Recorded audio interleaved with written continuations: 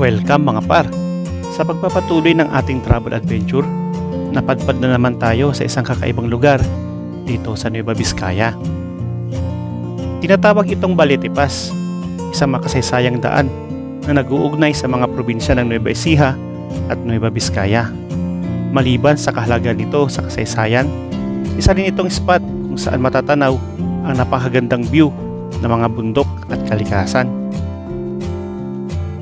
At syempre, hindi rin natin papalampasin ang Imugan View Deck, isang lugar na napapalibutan ng nagtataasang kabundukan, sariwang hangin, at tanawid na tila kuhang-kuha sa postcard. Ito rin ang unang beses natin magmotor sa lugar na literal na papaligiran ng ulap. Para ka talagang lumulutang sa kalangitan. Ramdam mo ang lamig, preskong hangin na parang Baguio feels, pero mas tahimik at mas nature ang vibes. Sulit na sulit ang biyahe at siguradong babalik tayo rito. Tara, samahan niyo ko sa karugtong ng adventure na to. Let's go! Umpisa na natin ang kwento.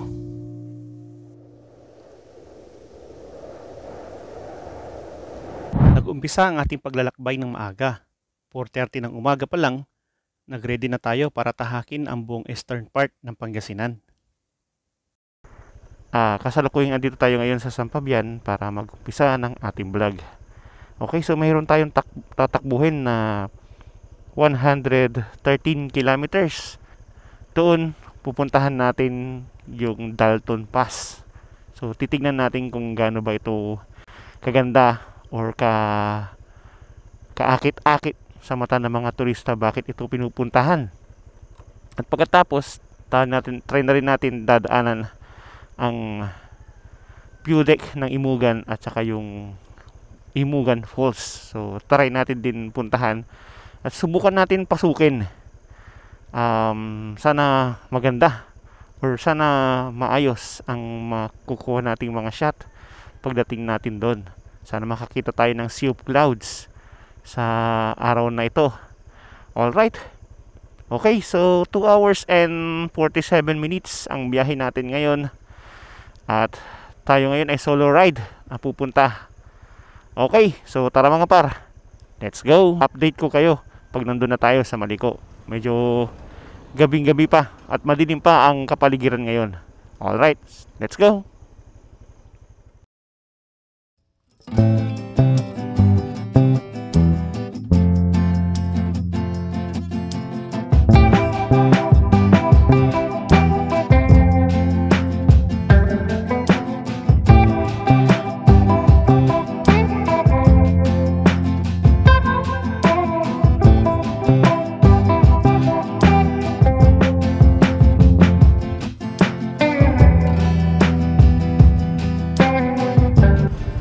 Alright mga par, so ayan, nandito na naman tayo sa Maliko.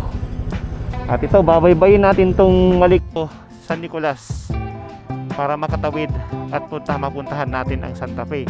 So ngayon, andito na tayo sa bungad ng Maliko. Ayan mga par, dito sa tanawin, ang tanawin natin puro bundok na. Napalibutan na tayo ng bundok. Okay, so ayan mga par, mayroon pa tayong biyahe na 38 kilometers at equivalent to 1 hour.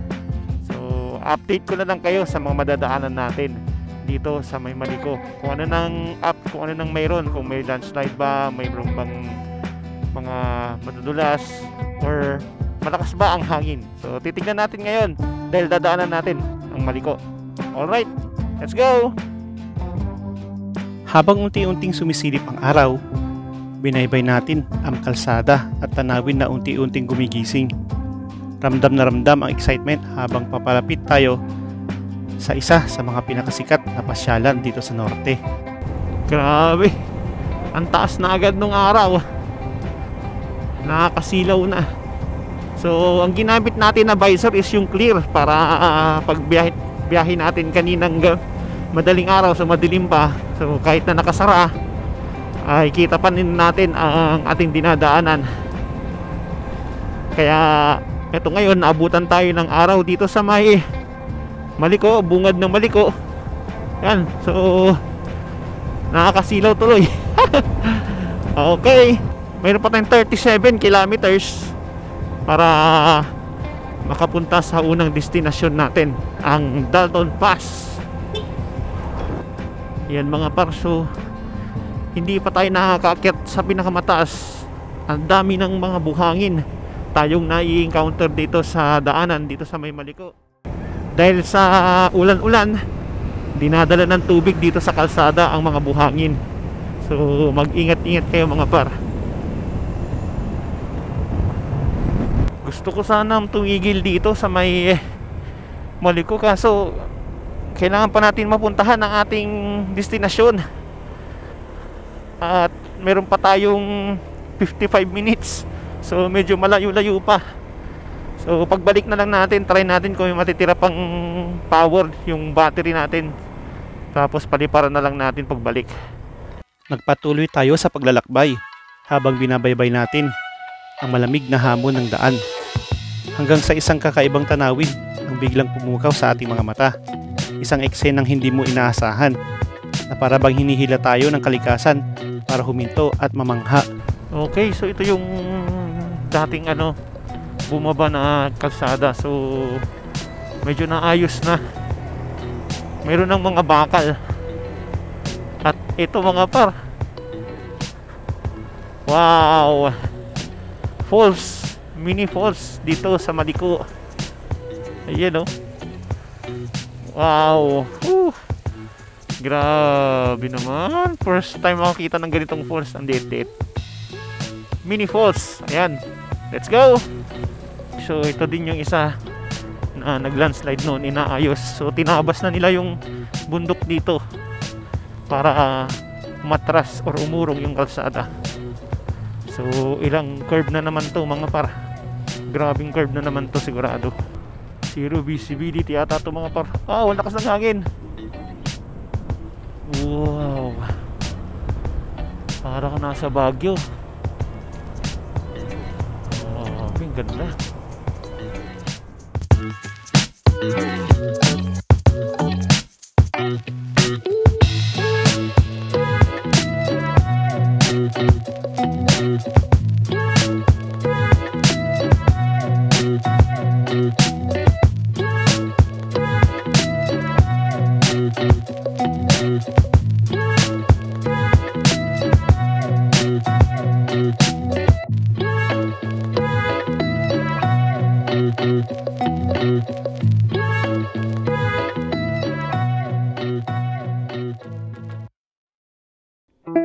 At sa bidyong ito, tuloy-tuloy lang tayo sa ating biyahe papunta sa ating destinasyon.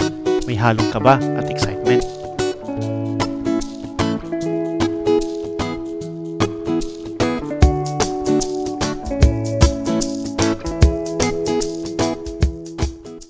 Ayan, oh, ang dami ng mga nagbibintang gulay dito. Bago makababa sa Barangay Maliko, ayan, oh, ang dami mga delicacies dito. Ang lamig. Wow, zero visibility. So ito yung signage ng I Love Maliko. Okay, so ngayon bababa na tayo at pupunta na tayo sa may Imbugan. Wow, grabe. Ayan, oh, zero visibility. Ang lamig. Nagpatuloy lang tayo hanggang hindi na natin makita ang kapaligiran dahil sa kapal ng ulap.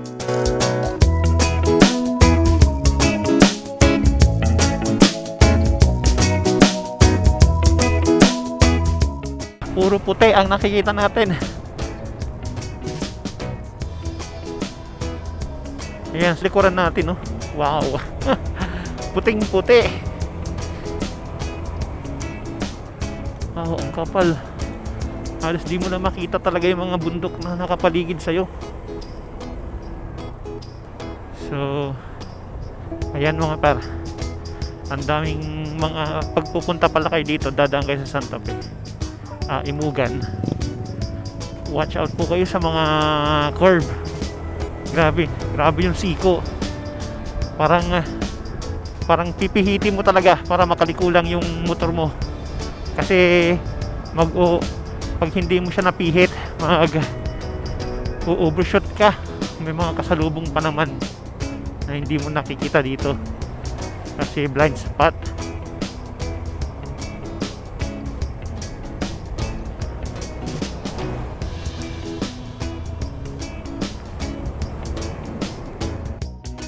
Patuloy pa rin tayo sa pagbaba ng kabundukan ng Imugan habang binabaybay natin ang makitid at likulikong daan. Nadaanan natin ang entrance ng papuntang Imugan Falls, pero syempre, hindi tayo tumigil dyan. Alright, so dito tayo sa may marker ng Imugan. Ayan, so Imugan Falls dito din papasok. So mamaya pasok tayo dyan, titignan natin. Ayan, Imugan Falls. Alright, so ito na po yung kanilang bayan. Ayan, ito na lang yung barangay ng Imugan. So dito yung marami na pong tao. Tapos mamaya ulit aakyat tayo na naman. Doon na naman po yung isang view deck dito sa Imugan. So ayan, mga tao dito sanay na sanay makakita ng makapal na ulap na dumidikit sa bundok.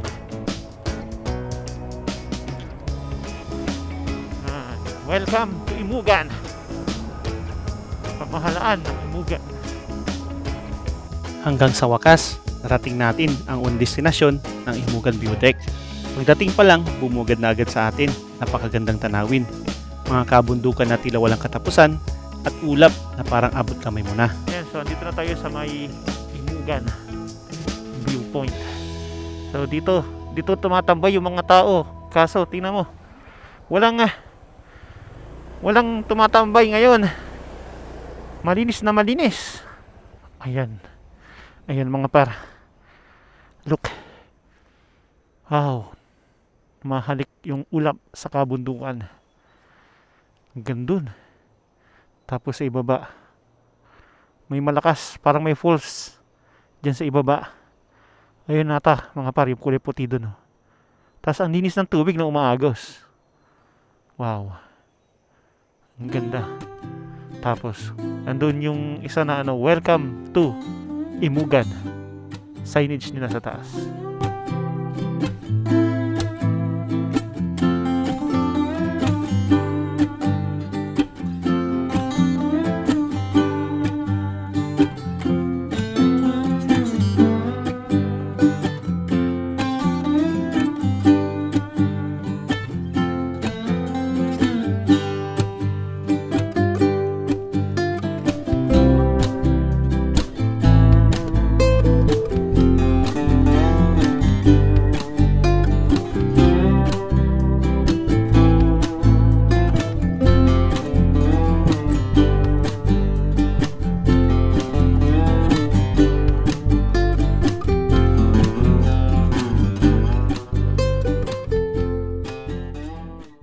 Ayan, so pagbaba natin ng viewpoint ng Imugan, ayan, so halos wala nang ulap dito sa daanan dahil pababa na tayo. Punta na tayo sa may Santa Fe.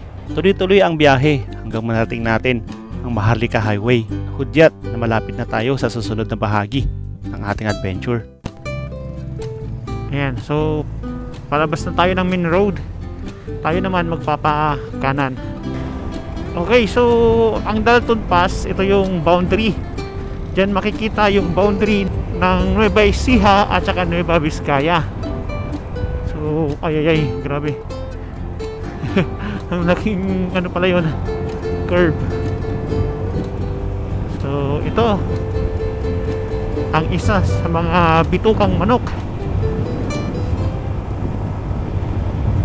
na makikita sa Google Map dito sa Santa Fe. Dito din makakasalubong natin at makakasabayan natin ang mga nagdadakihang truck. Ayan, lalaki. Grabe, tapos mabagal pa yung takbo nila. So talagang dadaan kayo dito pag pupunta kayo ng Isabela. Ayan kasi ang labas po nito pag diniretso itong papuntang Dalton Pass, San Jose, Nueva Ecija. So tayo hindi na tayo didiretso hanggang doon, hanggang boundary lang tayo. Ayun, kagaya niya, wow, laki.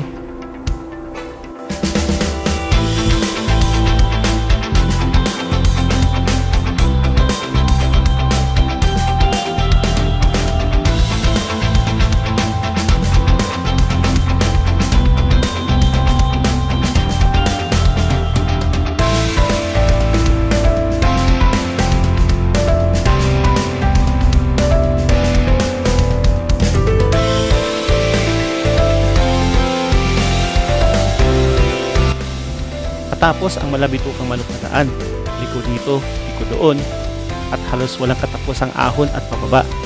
Sa wakas, rating din natin ang dulo ng ating destinasyon. Ito na, yun, nakikita ko yung nasa taas. Pwede kayong pumunta dyan. Ito na, touchdown na tayo.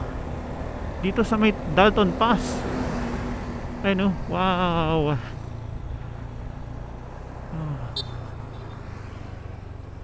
Wow, touchdown. Pwede pang pumasok dito. Pwede pumasok dyan, boss? Pwede pumasok dyan? Alas 8. Ay, 8 na. Sige. May entrance fee po ba, boss? Wala. Yun. So, pwede palang pumasok. Ang Dalton Pass o Balete Pass ay isang makasayang daang bundok sa Luzon. Matatagpuan ito sa hangganan ng Nueva Ecija at Nueva Vizcaya at may taas na humigit kumulang 3,000 feet at 900 meters above sea level. Dito rin naganap ang isang mahalagang labanan noong ikadalawang digmaan pandaigdig noong 1945. Pinangalanan itong Dalton Pass bilang paggunita kay General James Dalton II, isang Amerikanong opisyal na nasawi sa labanan.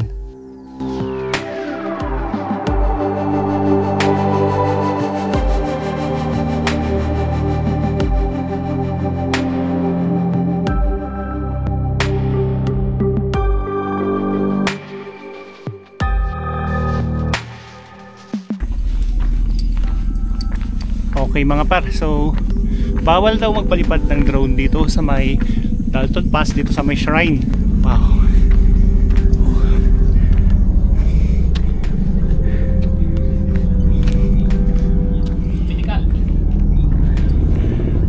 Grabe, mataas din pala siya.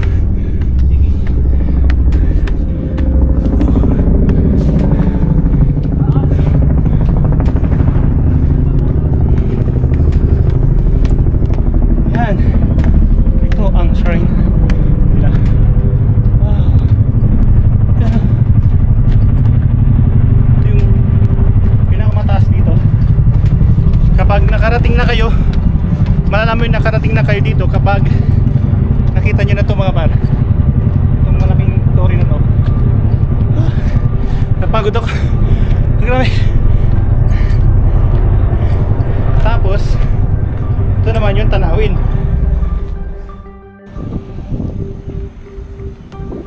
Diyan mga par, yan mga truck, sobrang dami nila.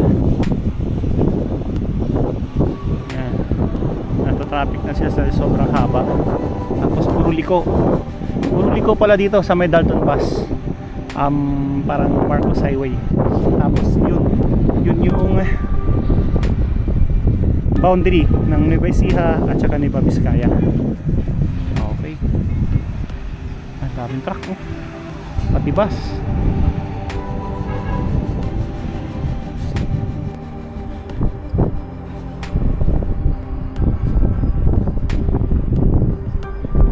Dito ang lamig, parang Baguio. Wow. May mga ano din siguro dito pwedeng pag-stayhan. Gusto niyo nang mag-unwind dyan sa mga gilid. Grabe.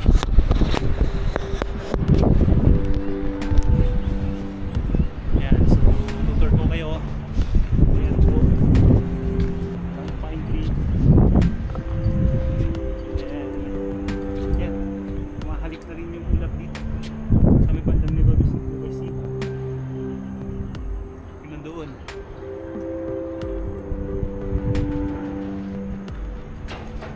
Itong Dalton Pass. Ang ganda.